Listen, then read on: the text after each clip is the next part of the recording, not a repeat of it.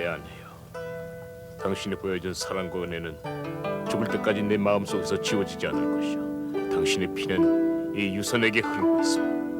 이 아이를 훌륭하게 키워 당신과 함께 꿈을 꾸었던 하늘의 낙원을 반드시 이 땅 위에 세우겠다고 맹세하리다.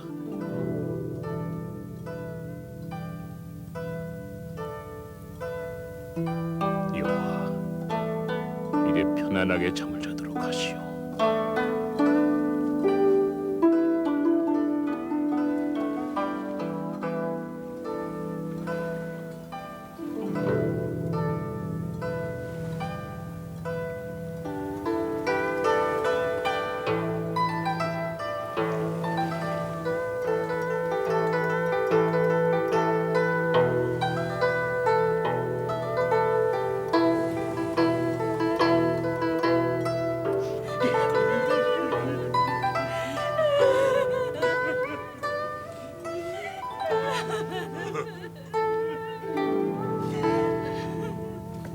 장군님, 이강 하류엔 오나라가 있습니다.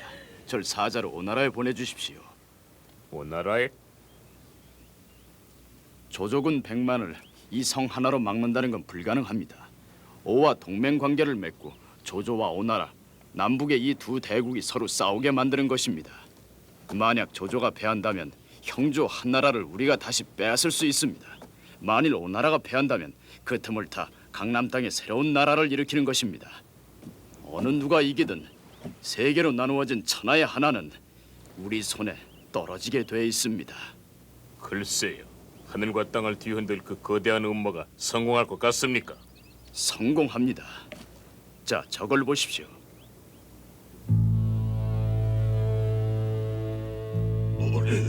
저 배신배야. 오나라의 배입니다. 조조가 형주로 진출하자 위협을 느낀 오나라가 문상을 온다는 구실로 우리 동정을 살피러 오는 것입니다.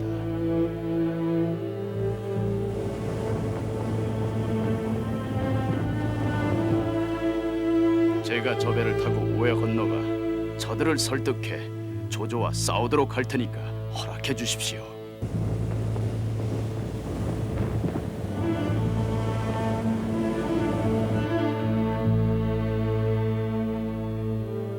이 장강을 따라 하양호에서 하구인 상해에 이르는 광대한 이 남쪽 지역은 오래전부터 문화의 중심지에서 멀리 떨어져 있던 미개척지였다. 허나 편리한 수상교통 그리고 따뜻한 기온과 비옥한 토지로 인해 점점 많은 사람들이 중국 각지에서 몰려들기 시작해 활기가 넘치는 별천지로 변해가기 시작했다. 이 지역의 신흥 세력을 통합한 강력한 지방 호족 손책은 오군, 즉 지금의 소주를 거점으로 삼고 오나라를 일으켰다. 손책은 장강을 이용해 거대한 수군을 조직해서 조조에 맞서려고 했다.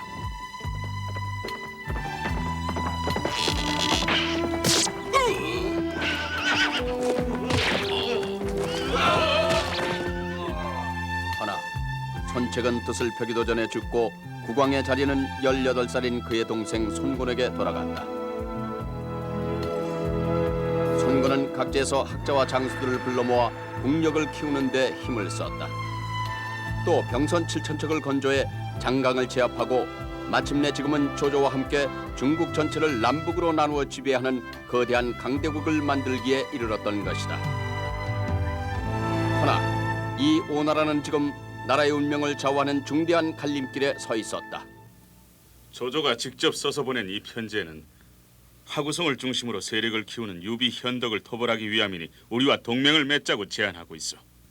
답신을 어떤 내용으로 보내면 좋을지 그대들의 의견을 듣고 싶소. 동맹이라는 것은 허울 좋은 구실일 뿐 우리더러 얌전히 항복을 하라는 협박에 지나지 않습니다. 내 생각도 그대와 똑같소. 만일 우리가 제안을 거절하면 조조는 분명 이걸 구실로 장강을 건너 우리나라에 쳐들어올 것이오.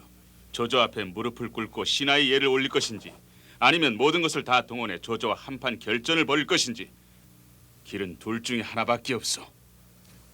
조조는 황제 폐하를 곁에서 보필하고 있는 까닭에 만일 우리가 조조와 전쟁을 벌인다면은 우리나라는 대의 명분이 없어 역적으로 몰릴 수밖에 없음을 생각해야 합니다. 앞날을 생각한다면은 비록 치욕스러움에 입술을 깨물어야 하나 조조의 제안을 받아들여야 할 듯합니다. 싸워보지도 않고 그냥 항복한단 말이오. 형주를 점령하고 있는 조조의 군대가 100만이나 들었습니다. 장군은 이길 자신이 있습니까? 우리 수군이 천하무적이란 걸 그대는 왜 모르시오?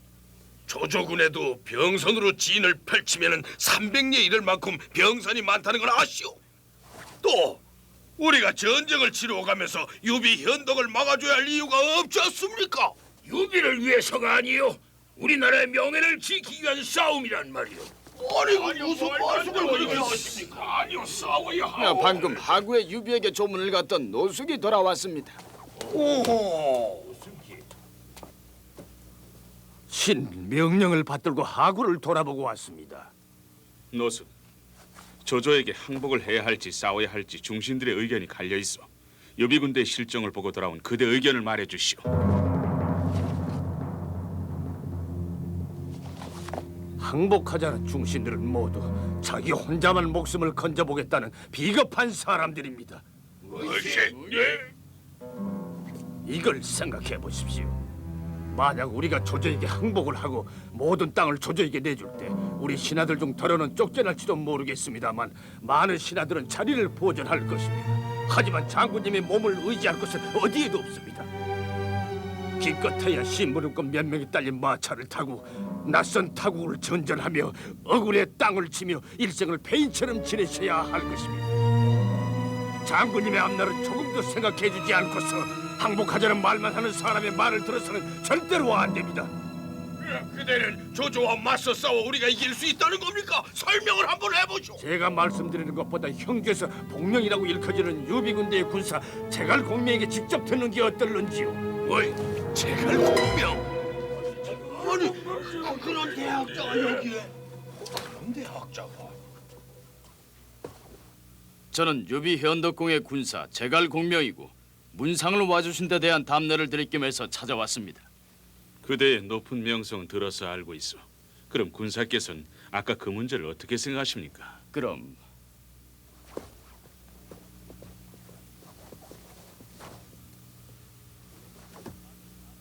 여러분들도 다들 잘 알고 계시듯이 조조의 군대는 100만이나 됩니다만 대부분 정복한 지방에서 끌어모은 병사들이라서 숫자만 많았지 일격에 무너질 허수아비들입니다. 그러신가요? 그럼 어째서 지난번 장판교 싸움에서는 유장군의 부인까지 잃을 정도로 참패를 당하고 도망을 치셨던지 설명을 해주시겠습니까? 공의 눈으로 보자면 그 싸움에서 철저하게 패한 걸로 보이겠습니다만 저희 유비 현덕공은 군대를 따라다니던 난민 10만 명을 살리려고 위험을 무릅썼던 것입니다. 이 일로 해서 형주의 백성들은 모두 유비 현덕공의 인덕에 감동했습니다. 다음 전투에서는 우리 군을 도와 조조의 발판을 흔들어 놓아줄 것입니다. 큰 눈으로 보자면은 이거야말로 커다란 승리가 아니고 무엇이겠습니까?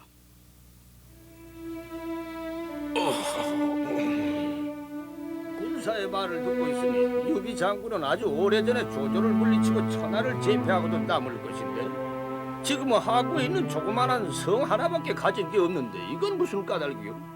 100번 싸워 100번 이긴다고 해서 좋을 건 하나도 없습니다. 마지막 한 번의 싸움에서 이기면 그게 이기는 겁니다. 공의 말씀은 현실을 알지 못하는 다락방 서생의 궤변입니다.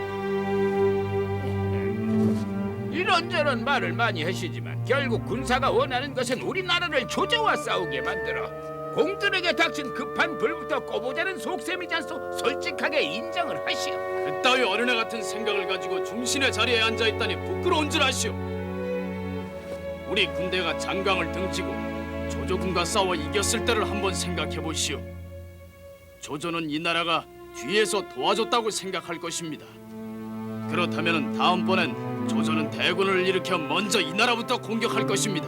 제가 굳이 멀리 이곳까지 찾아온 것도 이 점을 손 장군님께 충고해 드리고자 해서입니다.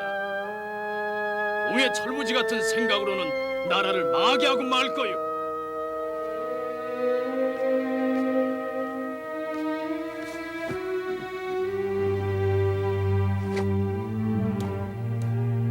섞여 더 이상 쓸데없는 얘기 늘어놓지 말고 어떻게 하면 이길 수 있을 것인지 그 점을 들어보도록 합시다. 그럼 말씀드리겠소. 아무리 세게 쏜 화살이라 하더라도 멀리 날아가 힘이 떨어지면 비단 한 겹, 종이 한 장도 뚫지 못하는 게 세상 이치입니다. 조조의 군대가 원정의 원정을 거듭해 멀리 이곳까지 왔다고 할 때 전력이 형편없이 떨어져 있을 것임은 불을 보듯 뻔합니다. 게다가 병사들 대부분이 북쪽 지방 사람들이라 이곳 지리와 기후에 익숙하지 않고 더구나 수상전에는 더욱더 약할 것입니다. 그래서 이 나라와 우리 군대가 힘을 합쳐 조조와 싸운다면 이길 조건이 다 갖추어져 있고 이길 수밖에 없는데 어떻게 질 수가 있겠습니까? 게다가 이번 기회에 조조에게 대패를 안겨주기만 한다면 남쪽 지역을 지배하려는 야망을 다시는 품지 못할 것입니다. 그러니 지금 이 순간이야말로 이 나라의 앞날이 걸린 따라 할 수 있겠습니다.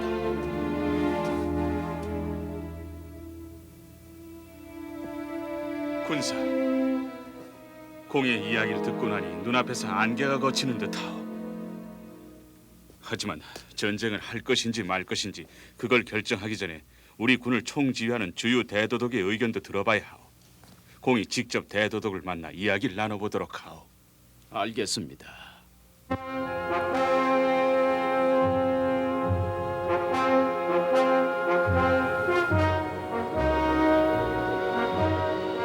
주유 장군은 우리나라 최고의 전략가일 뿐 아니라 뭐든 신중하게 생각하는 분이니 쉽게 우리 의견에 동의하진 않을 겁니다. 군사 잘 설득해 주시길 바랍니다. 잘 알겠습니다. 곁에 있는 저 아름다운 여인은 누굽니까? 우리나라에서 최고 미인이라고 소문이 난 교부인입니다.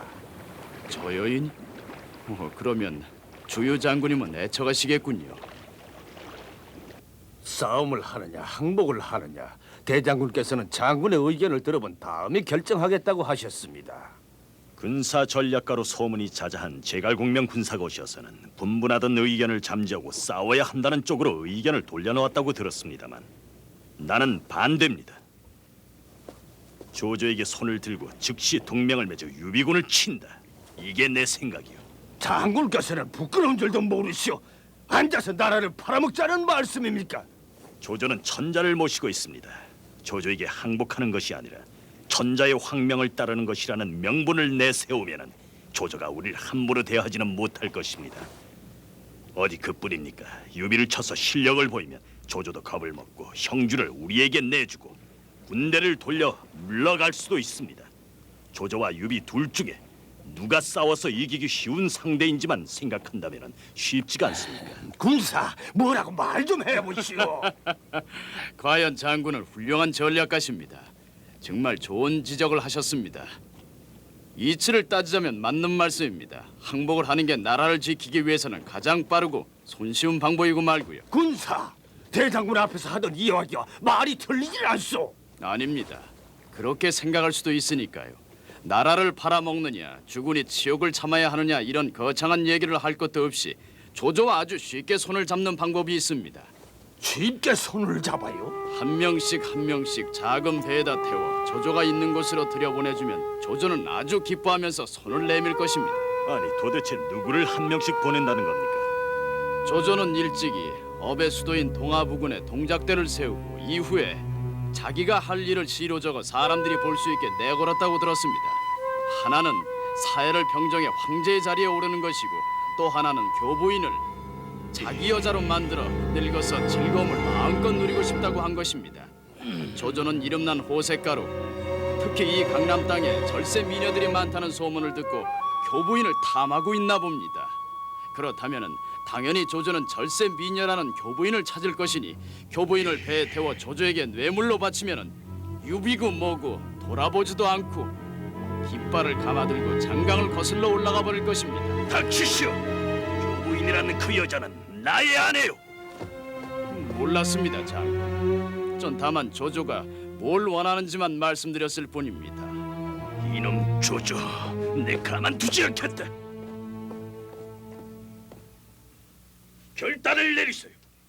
조조 같은 역적에게는 천벌을 내려줘야 합니다. 나도 결심을 했어.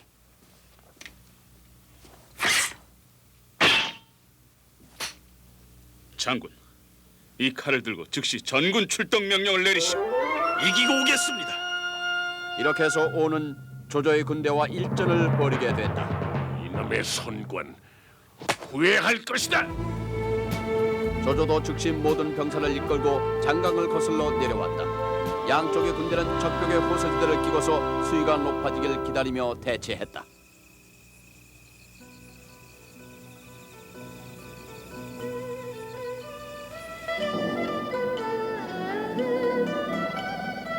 공명 이 녀석, 조조군은 수상전에 약하다고 업신여기더니만 아니잖아. 조조군 병선이 포진하는 걸로 보니 보통 전술이 아니야. 응? 이럴 수가. 누구? 당했어. 조조의 작전에 말입니까? 조조가 아니고 공명에게 말이오. 그 녀석이 대장군과 나를 속이고 기어코 우리 군을 자기 유리한 대로 끌어들였단 말이오. 무슨 속셈으로? 모르겠어. 하지만 제갈공명은 하늘도 움직일 기백을 가지고 있어. 노고, 제갈공명을 내가 지금 당장 없애버린다면 과연 어떤 문제가 일어나겠어? 군사, 수상전에서 가장 중요한 무기는 무엇이라고 생각하십니까? 강이 이처럼 넓으니 먼저 하늘을 나는 무기인 화살이 있어야겠지요. 저도 동감입니다. 한데 문제는 우리 군이 가지고 있는 화살이 모자라 그게 걱정입니다. 군사, 공예의 지혜로 화살을 10만 개쯤 급하게 구해 주셨으면 하는데요. 언제까지면 되겠습니까? 열흘 안으로 구하실 수 있겠습니까? 열흘이요? 적이 언제 공격해 올지도 모르는데 열흘은 너무 좋습니다. 화살 10만 개를 사흘 안으로 구해다 드리겠습니다. 군사, 진중에서 허튼 소리는 엄하게 다스린다는 건 아시겠죠? 만일 약속을 지키지 못하시게 된다면 우리 군의 군법에 따라 처단할 것인데 각오는 하고 계십니까? 그야 당연하지요.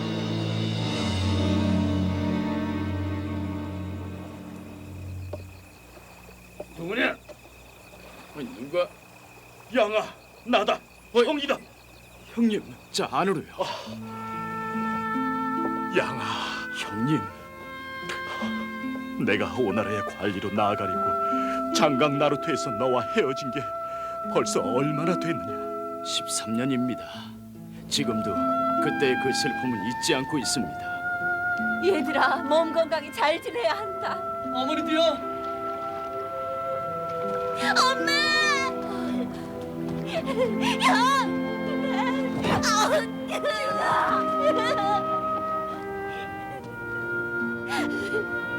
양아! 한분 많이 닦아놨다!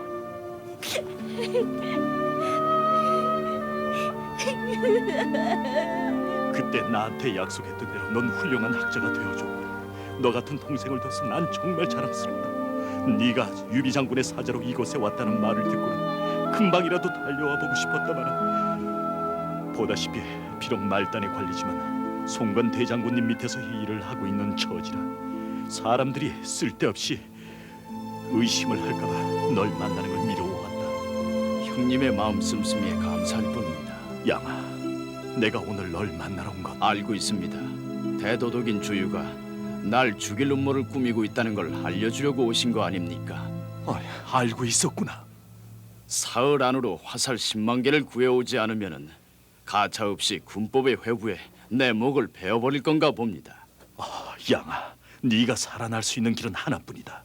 주인으로 섬기는 유비를 버리고 오나라 가신이 되는 거야. 우리가 고생을 얼마나 많이 했는데 이제 겨우 만나놓고 또 널 잃어야 하다니. 그렇게 할 순 없다. 제발 이 형의 말을 들어다오. 형님, 마음은 저도 그렇습니다. 하지만 저는 유비 장군님에게 충성을 맹세했습니다. 형님이 바라신 것도 제가 사람의 도리를 지키며 사는 게 아니겠습니까? 그래, 맞다. 어쩔 수가 없지. 아니 근데 네가 화살 10만 개를 대체 어디서 구하겠다는 거냐?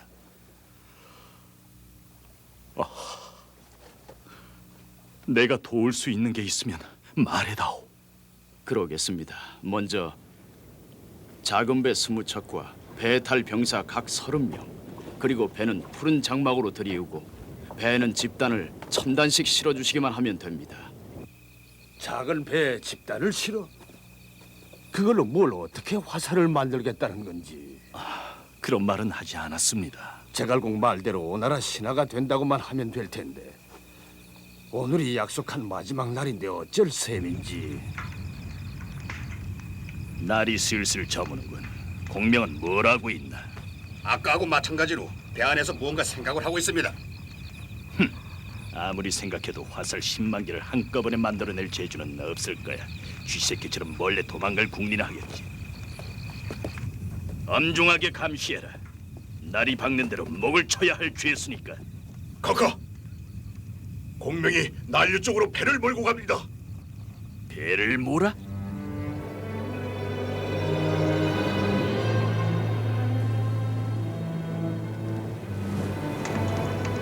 병선은 불격진으로